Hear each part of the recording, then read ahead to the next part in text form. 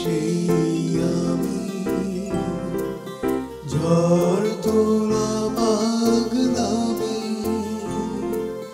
নানা রঙে দিনগুলি। বদরুদ্দিন ওমর একাধারে তিনি লেখক, গবেষক ও বাম রাজনীতিক। ভাষা আন্দোলনের গবেষণায় তিনি অন্যতম পথিকৃৎ ব্যক্তিত্ব।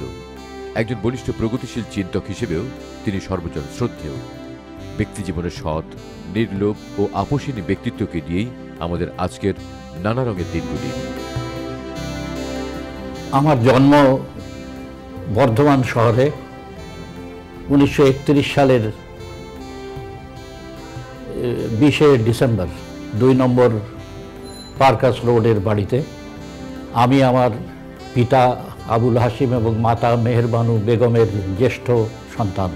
আমরা 2 ভাই এবং 3 বোন।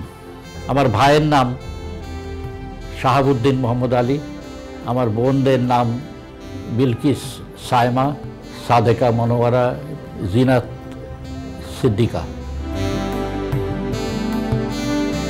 আমি যখন বড় হতে থাকলাম বর্ধমানে, তখন আমাদের যে বৃহত্তর পরিবার বলে একটা জিনিস ছিল। শুধু আমাদের আত্মীয় বলতে আমার বাপ মা, ভাই বোন বা খুব নিকট আত্মীয় বোঝাতো না। সমস্ত আমাদের যারা কাজিন ছিল, চাচাতো ভাই, ফুফুতো ভাই ইত্যাদি সমস্ত অন্যরা, আমরা একসাথে একটা বড় হয়েছি পার্কাস রোডে, 2 নম্বর পার্কাস রোডে এবং তার আশেপাশের অনেকগুলো বাড়িতে। এবং আমাদের বাল্যকাল ভালোই কেটেছে বলতে হবে। সেখানে আমি স্কুলে ভর্তি হয়েছিলাম একটু দেরিতে, ক্লাস 4-এ। এবং আমরা কয়েকজনই আমাদের আত্মীয়দের মধ্যে একসাথে আমরা স্কুলে যেতাম, স্কুল থেকে ফিরতাম। মানে পারিবারিক লোকজনকে নিয়েই, বাইরের কেউ থাকতো না। আমরা আবৃত্তি করতাম, আমরা নাটক করতাম, খেলাধুলা করতাম, এসব করতাম। এছাড়া স্কুলে নানা রকম দিবস উদযাপিত হতো, নাটক হতো। সেখানে আমি নাটকে অভিনয় করেছিলাম একবার 1947 সালে রবীন্দ্রনাথের ডাকঘরে অমলের ভূমিকায়। এছাড়া স্কুলে আমরা শেক্সপিয়ারের নাটক, বার্নার্ড শর নাটক এসব করতাম। তবে আমি খেলাধুলা বিশেষ করতাম না। খেলাধুলা যা করতাম, বাড়িতে আমাদের অনেক বড় এলাকা ছিল, সেইখানে আমরা খেলাধুলা করতাম। ফুটবল খেলতাম, ব্যাডমিন্টন খেলতাম। তারপর আরও সব দেশি খেলা যে ছিল, যেটাকে বলতো কাবাডি, ধাপসা, এসব আমরা খেলতাম। আমার শিক্ষা জীবন তো বাড়িতেই শুরু হয়েছিল। আমি 1940 সাল পর্যন্ত বাড়িতেই পড়াশোনা করতাম। আমাদের গৃহশিক্ষকের কাছে পড়তাম। আমি আব্বাও আমাকে কিছুদিন পড়িয়েছিলেন ইংরেজি। আমি মূলত গৃহশিক্ষকদের কাছেই পড়তাম। গৃহশিক্ষকদের কাছে উর্দু পড়তাম মৌলভী সাহেবের কাছে। তারপরে অন্য শিক্ষকদের কাছে বিভিন্ন বিষয়ে পড়তাম। তবে সেই শিক্ষকদের কাছে পড়াটা স্কুলে ভর্তি হওয়ার পর বেশি হয়েছিল মানে নিয়মিত হয়েছিল আর কি। এবং 1941 সালে আমি ক্লাস 4-এ ভর্তি হয়েছিলাম বর্ধমান টাউন স্কুলে। এবং স্কুল থেকে আমি ম্যাট্রিক পাস করি 1948 সালে। আমি এমনি পড়াশোনা করতাম, যদিও করতাম, কিন্তু পরীক্ষা কোনো সময় ভালো দিতে পারতাম না। এটা প্রায় শেষ পর্যন্তই আমার ছিল। যতটা ভালো আমার করা দরকার ছিল পড়াশোনার তুলনায়, পরীক্ষায় আমি কোনো সময়ই তত ভালো করতে পারিনি। তো ম্যাট্রিকুলেশনও পাশ করেছিলাম 2nd ডিভিশনে। এবং সেজন্য আমাদের হেডমাস্টার ছিলেন, বিশ্বভারতী থেকে এসেছিলেন, উনি সত্যেন ঘোষাল। তিনি আমার উপরে ভীষণ রেগে গিয়েছিলেন, অনেক গালাগালি করেছিলেন আমার। পরীক্ষায় ভালো কখনোই করতে পারতাম না। পরীক্ষা দেওয়ার যে কসরত, এটা আমি কোনো সময় আয়ত্ত করতে পারি। যাই হোক, 1950 সালে আমরা যখন ঢাকা এলাম, তার আগে আমার পরীক্ষা দেওয়ার কথা ছিল ইন্টারমিডিয়েট। সময় হয়ে গেছিল, আমি রেজিস্টার্ডও হয়েছিলাম পরীক্ষার জন্য। কিন্তু সেই সময় ফেব্রুয়ারি মাসে দাঙ্গা লেগে যাওয়ায়, 1950 সালের সেই কুখ্যাত দাঙ্গা, সেই সময় বর্ধমানে আর পরীক্ষা দেওয়া হলো না। আমরা এদিকে চলে এলাম ঢাকায়। এখানে 2 বিশ্ববিদ্যালয়, ঢাকা এবং কলকাতা বিশ্ববিদ্যালয়ের মধ্যে একটা ব্যবস্থা হয়েছিল যাতে ওইখানকার ছাত্ররা এইখানে এসে পরীক্ষা দিতে পারে, এখানকার ছাত্ররা ওখানে গিয়ে পরীক্ষা দিতে পারে। এবং দুই দিকেই যারা এভাবে পরীক্ষা দিয়েছিল তারা রেফিউজি ক্যান্ডিডেট হিসাবে পরীক্ষা দিয়েছিল। এবং আইএসসি পরীক্ষা দেওয়ার পরে আমি ভর্তি হলাম ঢাকা বিশ্ববিদ্যালয়ে দর্শন বিভাগে, এবং দর্শন বিভাগ থেকে আমি অনার্স পাস করেছিলাম, আমি এমএ পাস করেছিলাম। কিছুদিন পরে একটা বৃত্তি পেয়ে অক্সফোর্ড বিশ্ববিদ্যালয়ে গিয়ে সেখানে একটা কোর্স করেছিলাম, অনার্স কোর্স, যেটাকে বলতো ফিলসফি, পলিটিক্স অ্যান্ড ইকোনমিক্সের একটা অনার্স কোর্স, এবং সেটা কে বলতো PPE, philosophy, politics and economics. এইটা পাস করেছিলাম। এরপর আমি কোনো পিএইচডি বা অন্য কিছু করিনি। এই অনার্স পরীক্ষা যে দিয়েছিলাম অক্সফোর্ডে, সেটাই ছিল আমার আনুষ্ঠানিক যে শিক্ষার শেষ পর্যায়ে বলা চলে। তো ছেলেবেলায় তো আমার নিজের পড়া বলা চলে শুরু হয়েছিল যে ডিটেকটিভ বই দিয়ে। তখন ক্লাস 6-7-এ পড়ি। তারপর পরের দিকে 9-10-এ যখন উঠলাম, তার আগেই সেখান থেকে যেটা বাংলা সাহিত্যের যে ক্লাসিক্স যে কিছু ছিল, যে বঙ্কিমচন্দ্র, যেমন বঙ্কিমচন্দ্রের প্রথম বই আমি পড়ি রাজসিংহ। তারপরে বঙ্কিমচন্দ্রের অনেক বই, যদিও বঙ্কিমচন্দ্রের ভাষা খুব কঠিন ছিল, তার তুলনায় শরৎবাবুর ভাষা খুব সরল ছিল। রবীন্দ্রনাথের ভাষাও সহজবোধ্য, কিন্তু প্রথমেই বঙ্কিমচন্দ্র, শরৎচন্দ্র, রবীন্দ্রনাথের মধ্যে আমি কিন্তু প্রথম বঙ্কিমচন্দ্রের বই পড়েছিলাম। তারপরে অন্যান্যদের বই, সাহিত্য পড়তাম।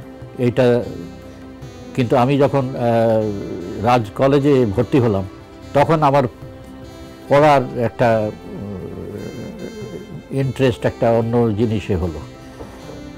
কেন আমার আব্বা চোখে দেখতে পেতেন না, তো তাকে নানা রকম বই পড়ে শোনানো হতো।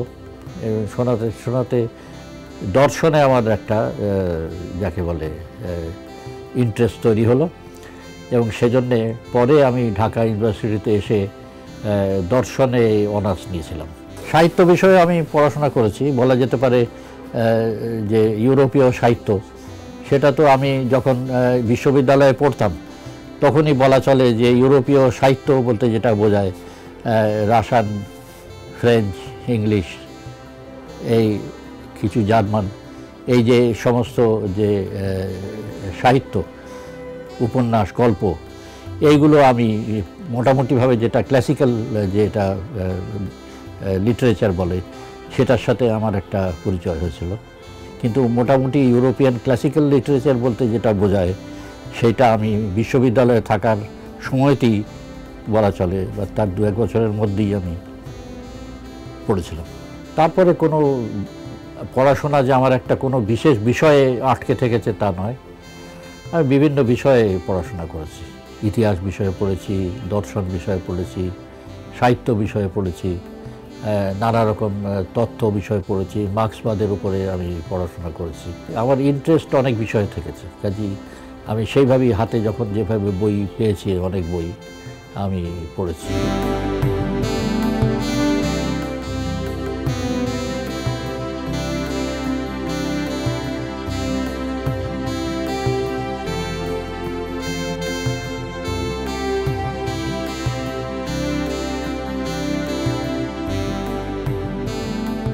আমার লেখা একেবারে প্রথম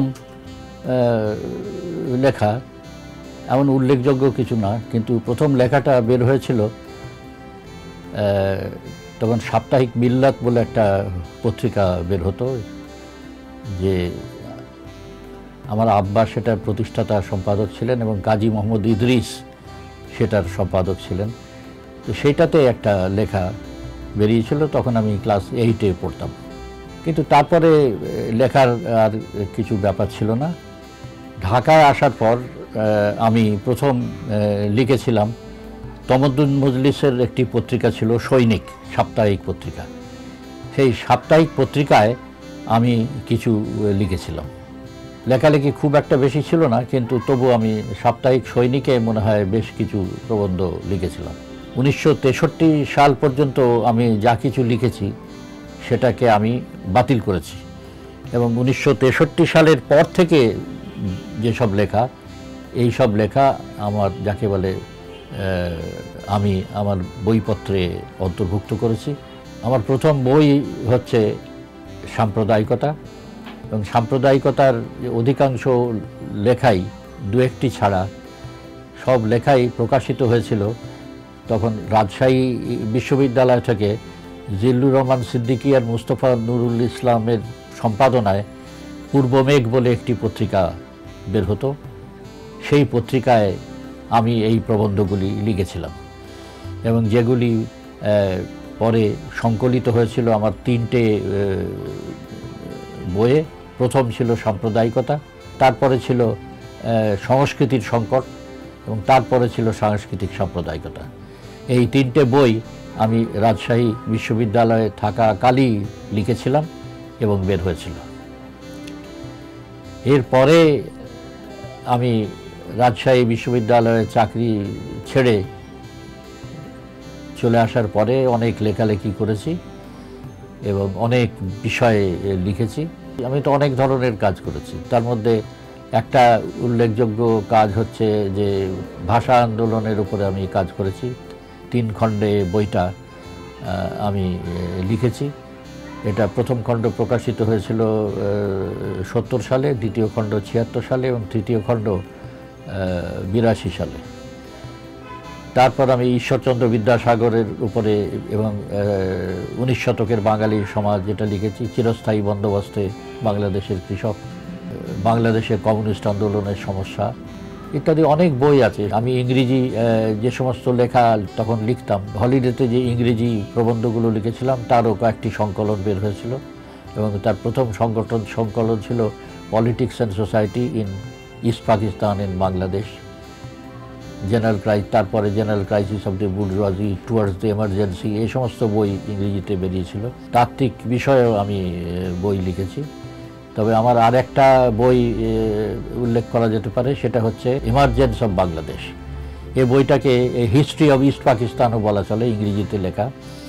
তো এটা তো প্রথম বেরিয়েছিল 2 খণ্ড, অক্সফোর্ড ইউনিভার্সিটি প্রেস করাচির থেকে বের করেছিল, কিন্তু পরে পাকিস্তান গভর্নমেন্ট এটা ইন্টারভিন করে এটাকে, যেহেতু সেখানে ছিল জেনোসাইডের কথা ছিল, শেখ মুজিবের আত্মসমর্পণের কথা ছিল এবং আরও কী ছিল, এই বোধহয় সেই সব যেভাবে লেখা হয়েছিল তাতে পাকিস্তান গভর্নমেন্ট এটা অক্সফোর্ড ইউনিভার্সিটি প্রেসকে দিয়ে আমার সাথে চুক্তি বাতিল করিয়েছিল। পরে এখন বইটা এখন বের হচ্ছে কেমব্রিজ ইউনিভার্সিটি প্রেস, দিল্লি থেকে। বাংলাদেশি ইতিহাস চর্চার উপরে আমি বই লিখেছি, কৃষি প্রশ্নে বই লিখেছি, ছাত্র আন্দোলনের উপরে লিখেছি, শিল্প সমস্যার উপরে লিখেছি, শ্রমিকদের উপরে লিখেছি।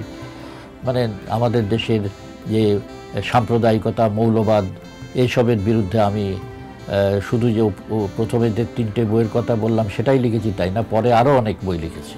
আমার বইয়ের সংখ্যা 80 থেকে 90-এর মধ্যে হবে, প্রকাশিত বইয়ের সংখ্যা, এবং অপ্রকাশিত নিয়ে টিয়ে হয়তো 100 হতে পারে। অপ্রকাশিত যেগুলো আরও প্রকাশনার অপেক্ষায় আছে এরকম নিয়ে।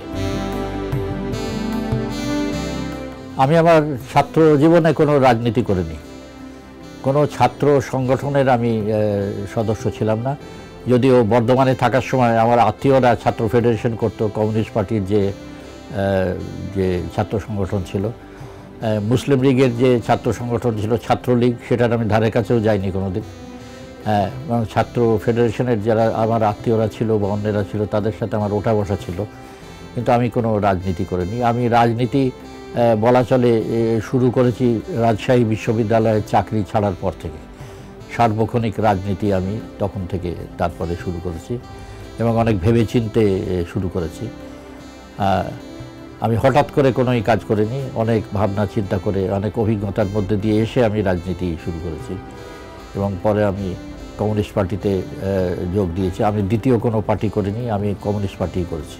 আমি কৃষক ফেডারেশনে কাজ করেছি, আমি ট্রেড ইউনিয়নে কাজ করেছি, আমি লেখক শিবিরের মধ্যে কাজ করেছি, কিন্তু কমিউনিস্ট পার্টি ছাড়া অন্য কোনো রাজনৈতিক দলে আমি কাজ করিনি। এখন মূলত আমার রাজনৈতিক কাজ হচ্ছে লেখার মধ্যেই সীমাবদ্ধ। কখনো কখনো আমি কোনো অনুষ্ঠানে যাই, কিন্তু সাধারণত লেখালেখির মাধ্যমেই আমার রাজনৈতিক কাজটা করে থাকি। আমি তো বিয়ে করেছিলাম 1959 সালের 7ই জুন। একটার বেশি আমি বিয়ে করিনি। আমার স্ত্রীর নাম হচ্ছে সুরাইয়া হানাম। আমার 3 ছেলে মেয়ে, 2 মেয়ে এবং 1 ছেলে। বড় মেয়ের নাম মাসিহা আক্তার, ছেলের নাম সোহেল আবদুল্লাহ, আর ছোট মেয়ের নাম সারা আক্তার বানু। এই হচ্ছে আমার 3 সন্তান।